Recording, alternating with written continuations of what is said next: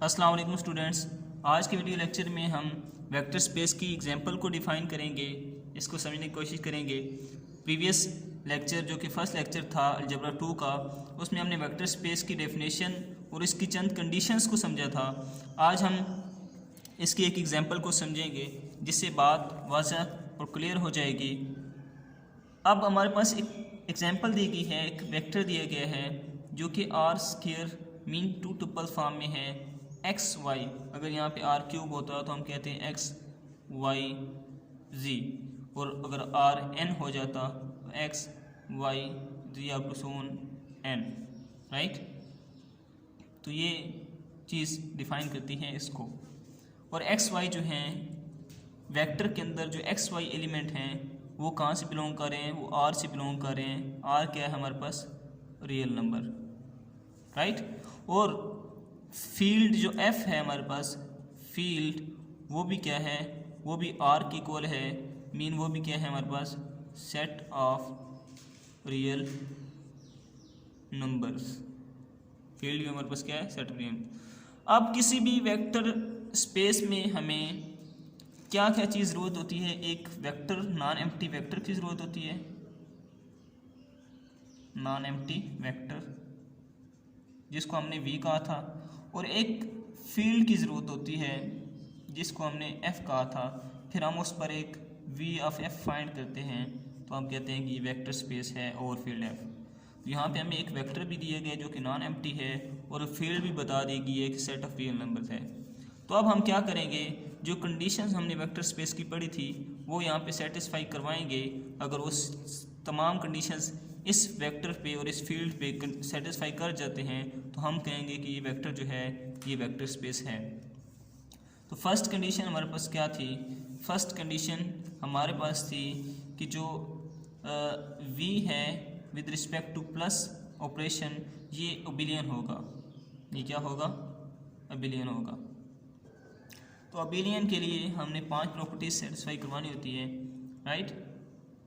तो यहाँ पे हम चेक करते हैं फर्स्ट प्रॉपर्टी जो कि क्लोजर प्रॉपर्टी होती है, ठीक है। क्लोजर प्रॉपर्टी वो हम चेक करते हैं।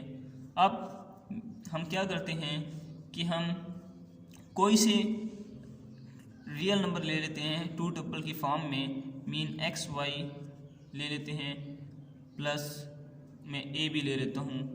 मैंने एक ये ले लिया, एक ये ले लिया। ये दोनों हमारे पास बेसिकली क्या है? रियल नंबर्स हैं, ठीक है। क्योंकि उसने बताया कि जो फील्ड है वो भी रियल नंबर है और जो वेक्टर है वो भी रियल नंबर है। तो हमने दो रियल नंबर ले लिए और उनको ऐड किया। क्लोजर प्रॉपर्टी क्या होती है कि आप कोई से दो नंबर को ऐड करें, ठीक है। लेट्स सपोज वी के कोई से दो नंबर को ऐड करें और उनका जो आंसर है वो अगेन जो वो भी वी में कंटेन कर जाए तो हम कहते हैं ये क्लियर है, ठीक है।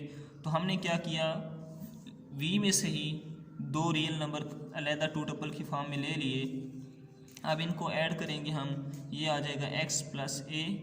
फर्स्ट कंपोनेंट फर्स्ट में और सेकंड कंपोनेंट सेकंड में ऐड होगा, एंड वाई प्लस बी। आप देखें ये भी रियल नंबर, ये भी रियल नंबर, ये भी रियल, ये भी रियल। जब हम दो रियल को ऐड करेंगे तो भी रियल आएगा, नंबर आएगा, और दो रियल को ऐड करेंगे तो फिर भी रियल आएगा। तो ये भी रियल, ये भी रियल, तो ये फिर अगेन किस में कंटेन कर जाएगा? वी में, क्योंकि वी में कौन से हमारे पास नंबर है? रियल नंबर है। तो ये क्लोजर प्रॉपर्टी होल्ड कर चुकी है। मैंने क्या कहा था? दो नंबर ऐड करें और उनका आंसर भी वी के अंदर कंटेन कर दिया तो ये क्लोजर प्रॉपर्टी होल्ड करती है, ठीक है। सेकेंड हमारे पास कौन सी प्रॉपर्टी होती है? हम कहते हैं कि आइडेंटिटी एलिमेंट, ठीक है। आइडेंटिटी चेक करते हैं हम। आइडेंटिटी हमारे पास क्या होती है? एडिशन में, एडिशन में हमारे पास आइडेंटिटी होती है 0, ठीक है। हमने इसको टू ट्रिपल फॉर्म में ले लिया, प्लस हमने एक्स वाई कोई से दो रियल नंबर ले लिए। इनको जब हम ऐड करते हैं तो हमारे पास अगेन एक्स वाई ही आएगा, और एक्स वाई जो है ये भी रियल नंबर है तो ये बी के अंदर कंटेन करते हैं। तो आइडेंटिटी एलिमेंट भी हमारे पास प्रूफ हो गए, ठीक है। आइडेंटिटी एलिमेंट सिंप्लीफाई अगर मैं बताऊं आपको, तो अगर हम किसी एक नंबर को आइडेंटिटी के साथ ऐड करें और दोबारा वही नंबर आ जाए तो हम उसको कहते हैं कि आइडेंटिटी सेटिस्फाइड है। तो हमने आइडेंटिटी एलिमेंट के साथ इस नंबर को ऐड किया, हमारे पास जो आंसर आया वो अगेन एक वी में से बिलोंग कर रहा है तो हम इसको कहते हैं ये सेटिस्फाइड है। थर्ड कंडीशन हमारे पास क्या होती थी, इन्वर्स होता है। इन्वर्स में हम क्या करते हैं, दो एलिमेंट ले लिए हमने, ठीक है, प्लस इस तरह की इनकी इन्वर्स की फॉर्म में ले लिए। अब जब हम इनको ऐड अप करेंगे दोनों को, कॉमा आएगा यहाँ पे, अब जब हम इनको यहाँ पे इनको जब हम ऐड अप करेंगे, इसको इसमें ऐड अप करेंगे, इसको इसमें ऐड अप करेंगे, तो हमारे पास x माइनस एक्स ज़ीरो हो जाएगा और y माइनस वाई भी ज़ीरो हो जाएगा। तो ये जो ज़ीरो ज़ीरो है ये भी रियल नंबर्स हैं, तो ये भी v में से बिलोंग करेंगे। ये कंडीशन भी सेटिस्फाई कर चुकी है। अब जो हमारे पास फोर्थ प्रॉपर्टी होती है वो होती है एसोसिएटिव लॉ,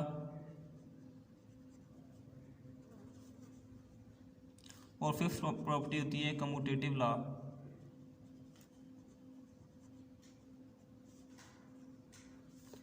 अगर ये पांच सेटिस्फाई कर दी जाए तो हम कहते हैं एबिलियन है, राइट। अब जो मेन प्रॉपर्टीज थी वो क्लियर, आइडेंटिटी और इनवर्स चेक करना था,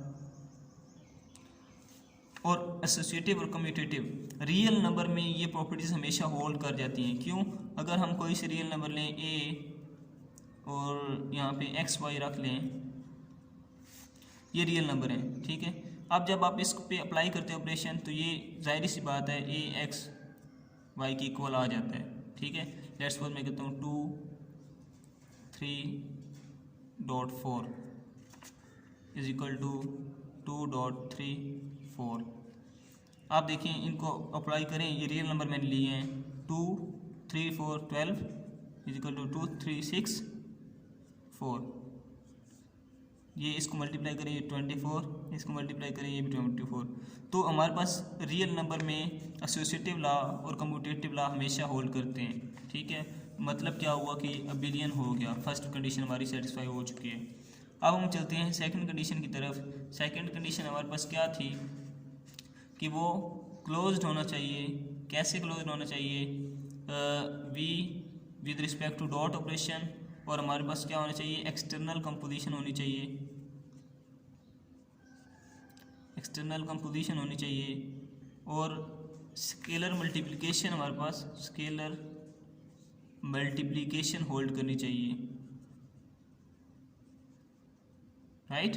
अब हम क्या करते हैं, हमने टू टप्पल की फॉर्म में एक वेक्टर में से हमने एलिमेंट ले लिए और हमने एक फील्ड में से एलिमेंट ले लिया। देखिए, जब इन एक्सटर्नल कंपोजिशन की बात आती है ना, तो आपको वेक्टर में से भी एलिमेंट लेना पड़ता है और फील्ड में से भी लेना पड़ता है, ठीक है। जब हमने एक्सटर्नल कंपोजिशन की बात की थी, मैं आपको दिखाता हूँ यहाँ पे, तो मैंने क्या कहा था कि एक एलिमेंट हमने बी में से लेना है और एक एलिमेंट ए में से लेना है, उनका डॉट प्रोडक्ट हम चेक करते हैं फिर, राइट। इसी तरह जब हमने यहाँ पे एक्सटर्नल कंपोजिशन की बात की है, तो हमने वेक्टर में से भी एलिमेंट लिया और फील्ड में से भी एलिमेंट ले लिया। अब हम इन पे डॉट ऑपरेशन अप्लाई करते हैं, A dot X Y, right. A dot X Y किया हमने, जब हम इस पे अप्लाई करते हैं ये आ जाता है ए एक्स ए वाई। अब देखें, ये भी रियल नंबर है क्योंकि फील्ड में जो एलिमेंट है वो रियल नंबर है, सेट ऑफ रियल नंबर है। ये हमने ऊपर बात की है, फील्ड हमारे पास सेट ऑफ रियल नंबर है, ठीक है। ये भी रियल नंबर है, ये भी रियल नंबर है। जब रियल नंबर को रियल नंबर से मल्टीप्लाई करेंगे, again real number, again real number, तो ये किससे बिलोंग कर जाएगा, ये वी से बिलोंग कर जाएगा क्योंकि वी में हमारे पास कौन से नंबर है, रियल नंबर है। तो यहाँ से हमारे पास ये प्रॉपर्टी भी सेटिस्फाइड हो चुकी है, राइट। अब थर्ड प्रॉपर्टी हमारे पास जो है, उसमें हमने क्या सेटिस्फाई करवाना होता है कि जो v है विद रिस्पेक्ट टू प्लस और डॉट ऑपरेशन, ये सेटिस्फाई करता है किसको, डिस्ट्रीब्यूशन लॉज को। डिस्ट्रीब्यूशन लॉज को भी सेटिस्फाई करता है, और एक प्रॉपर्टी साथ हम और एक दो प्रॉपर्टीज और भी चेक करते हैं हम साथ।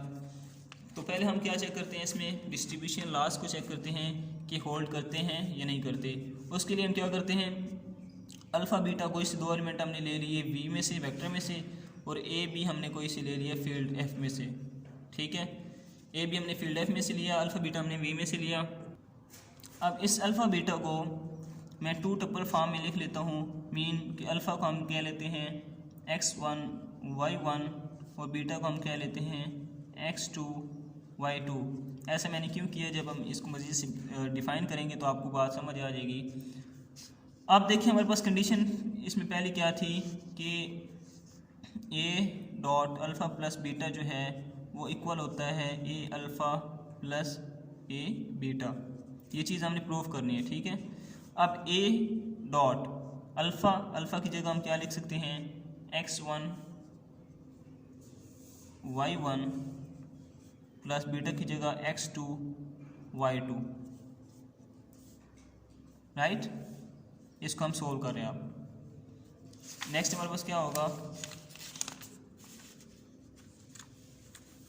अब फर्स्ट कंपोनेंट फर्स्ट में ऐड, सेकंड कंपोनेंट सेकंड में ऐड हो जाएगा। हमारे पास ये आ जाएगा a dot x1 plus x2 comma y1 plus y2, right.